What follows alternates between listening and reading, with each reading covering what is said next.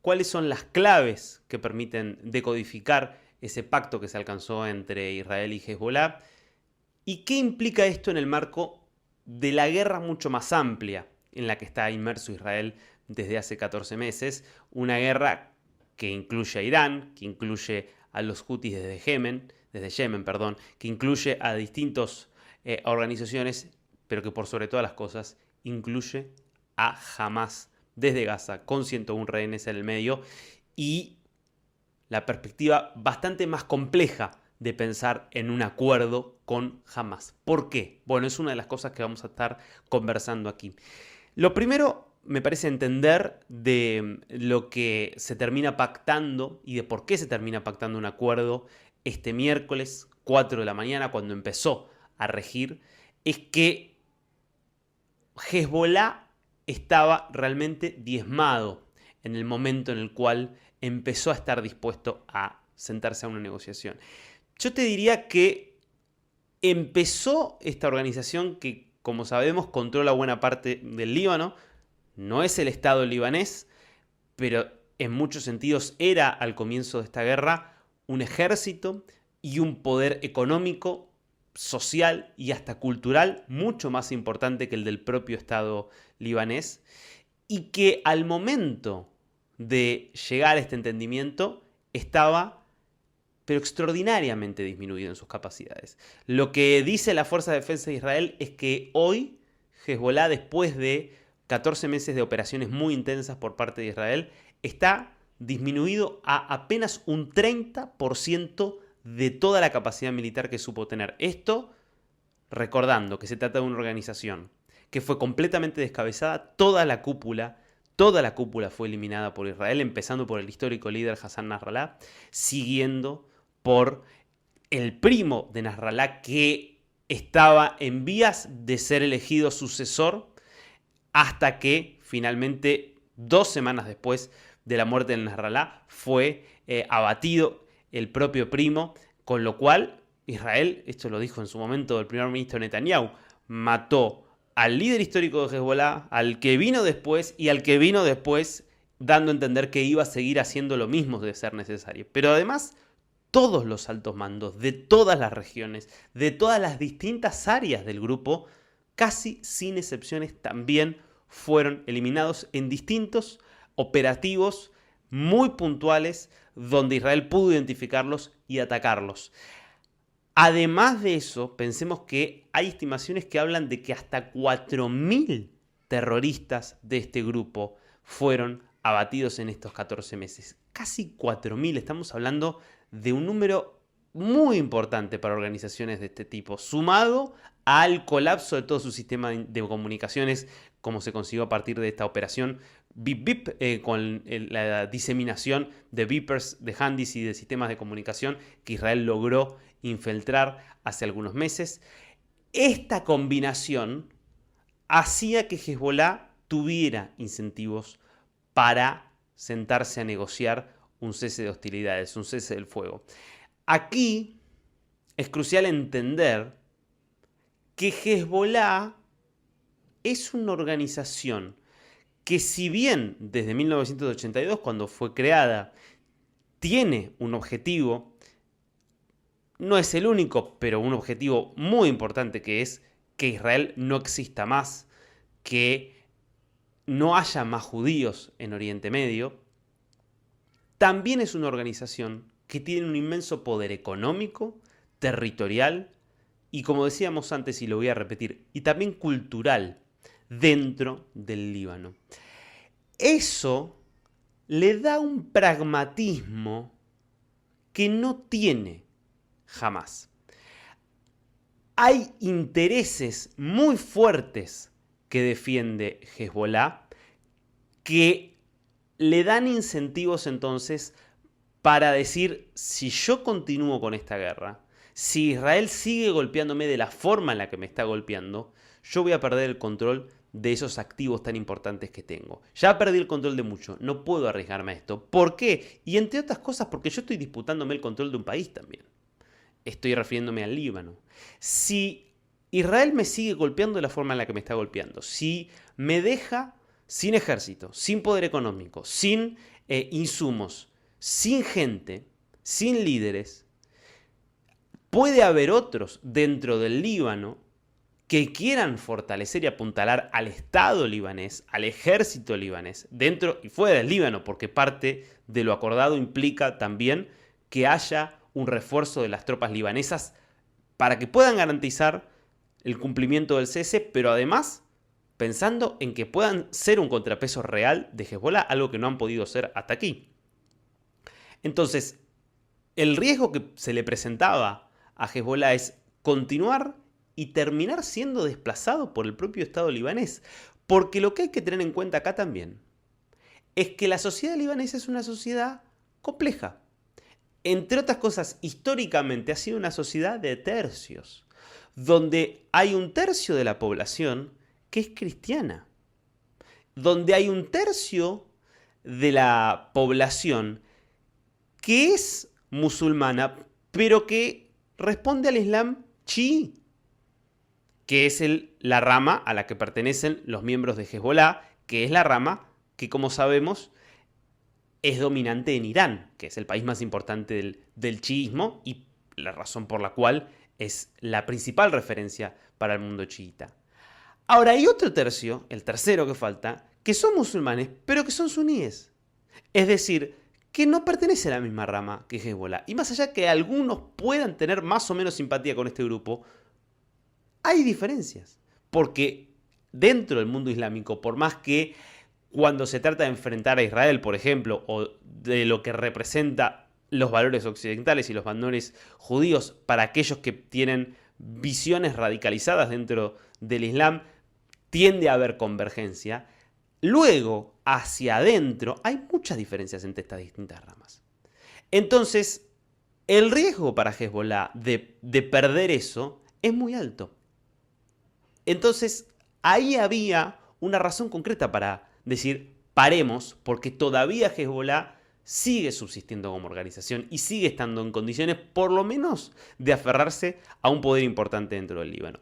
Y la otra razón es que Hezbollah nace, se desarrolla, crece y sigue existiendo hasta el día de hoy como el principal brazo que tiene la República Islámica de Irán para hacer operaciones terroristas en el resto del mundo. Es el ejército terrorista de Irán.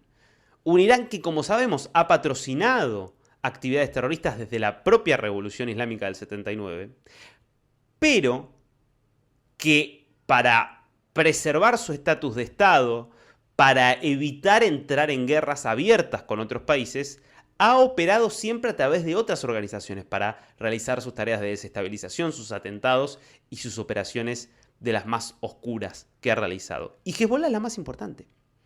Entonces, para Irán, que se piensa como un Estado que va a subsistir y a sobrevivir durante mucho tiempo, por lo menos así se piensan a sí mismos los ayatolás que están en el poder, también sería un problema por llevar hasta las últimas consecuencias esta guerra de múltiples frentes hoy contra Israel, terminar perdiendo a un brazo tan poderoso como es Hezbollah. Entonces, hay razones por las cuales también Irán le puede dar el visto bueno a Hezbollah para llegar a este entendimiento. Esta es la misma razón por la cual Hamás no tiene los mismos incentivos. Es decir, Hamás es una organización diferente. Hamás es una organización que, para empezar, tiene una naturaleza mucho más maximalista que Hezbollah. Entre otras cosas, porque el territorio y los recursos que controla Hamás son mucho más limitados. Pensemos que Hamás era una organización que solamente controlaba la Franja de Gaza hace 14 meses. Más allá de una presencia más o menos significativa a través de distintas células que actúan en Cisjordania, su control de tipo paraestatal estaba presente solamente en la Franja de Gaza. Y su razón de existir es que todo el territorio israelí fuera Palestina, una Palestina regida por la Sharia y gobernada por sus propios jefes, por los jefes de Hamás. Desde ese punto de vista, siempre lo que tuvo para conservar en términos de recursos económicos, de recursos territoriales, de recursos institucionales, fue mucho menos relevante y significativo que Hezbollah. Eso lo convirtió siempre en una organización mucho más cerrada, mucho más sectaria, mucho menos pragmática que Hezbollah. Eso explica que hoy vos tengas a una región como Gaza totalmente arrasada, devastada, por las características mismas de la guerra, con decenas de miles de muertos. Los datos que da Hamas plantean más de 40.000 muertos. Obviamente muchos de ellos terroristas de Hamas, ¿no? Y combatientes. Y personas que sin ser combatientes directos fueron personal de apoyo decisivo para esta organización. Digo, algo que no suele estar presente en las cifras internacionales. Ahora, más allá de las cifras exactas, estamos hablando de decenas de miles de muertos. Más allá del terrible impacto que esto ha causado, y de que Hamas también tiene a su cúpula completamente barrida, luego de lo que fue la confirmación de la muerte de Yahya Sinwar, de que prácticamente ya perdió sus principales insumos y su control económico, de que su capacidad como ejército ha quedado prácticamente erradicada, sin embargo sigue sin estar dispuesta a un cese del fuego. Es verdad, hubo uno de los portavoces de este grupo que está presente y que habla desde Qatar, planteando que sí estarían eventualmente dispuestos. Habrá que ver si esto avanza o no. Ya ha habido muchísimas ocasiones en los últimos meses en los que principios de negociación terminan abortados porque a último momento lo que plantea Hamas es: yo solamente me siento a negociar si Israel se retira de Gaza, si no, no negocio nada. Y lo que Israel dice es: yo no me voy a ir de Gaza si vos no me liberás a los rehenes. Porque recordemos que hay 101 que continúan allí. No sabemos cuántos de ellos con vida, pero 101 continúan allí. Israel no puede irse de Gaza sin tener garantía de la liberación de los rehenes. Es una cuestión elemental, porque en la medida en que no haya una liberación voluntaria por parte de Hamas, lo único que le queda a Israel es apostar a una liberación por la vía militar, por más que hayan sido muy poquitos los que pudieron ser recuperados de las manos de Hamas de esta forma. Es la única opción que queda.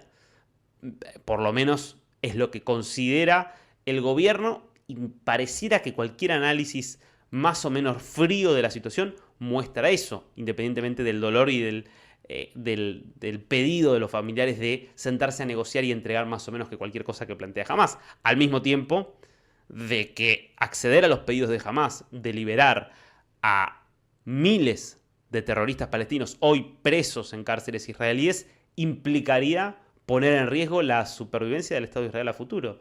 No nos podemos olvidar que el propio Yahya Sinwar, cerebro, arquitecto de la masacre del 7 de octubre, en esencia estaba preso en una cárcel israelí y fue liberado en el año 2011 en el marco de este intercambio de prisioneros por el soldado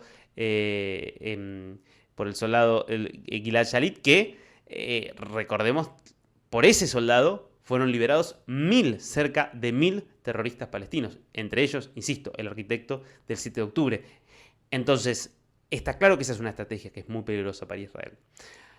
Esto no significa que una vez que se termine de reforzar este acuerdo, si es que se logra reforzar el acuerdo con Hezbollah, me refiero, si efectivamente se logra mantener en el tiempo, si efectivamente se logran dar las condiciones para que Hezbollah no vuelva a atacar, por lo menos en el futuro próximo, a Israel, y si al mismo tiempo, desde el 20 de enero, la presión que va a ejercer Estados Unidos sobre Irán hace mucho más complicadas las operaciones iraníes contra Israel. Bueno, en ese escenario de aislamiento extremo, quizás sí Hamas termine cediendo y aceptando que no le queda otra que negociar, porque lo que tendría por ganar continuando con la guerra ya sería muy poco. Porque aquí hay algo central para tener en cuenta. La ambición máxima de Hamas, que pretendía hacer un ataque coordinado con Hezbollah, con los hutíes, con todas las milicias iraníes, el mismo 7 de octubre, no terminaron de estar de acuerdo en el timing de la operación Irán y Hezbollah, aunque estaban de acuerdo con la naturaleza, no terminaron de estar de acuerdo, de llegar a organizarse, y Hamás terminó comenzando solo con esta ofensiva y los otros se sumaron después.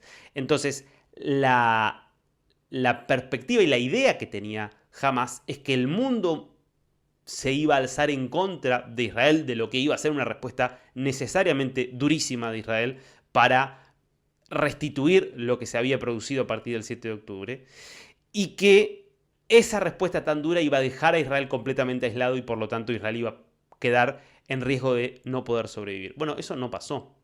Entonces, la constatación de que Israel ya de alguna manera ganó en el sentido de que logró sobrevivir al 7 de octubre y en muchos sentidos está hoy más fuerte que antes del 7 de octubre. La constatación de que ya Hezbollah se retira, de que Irán empieza a estar en duda.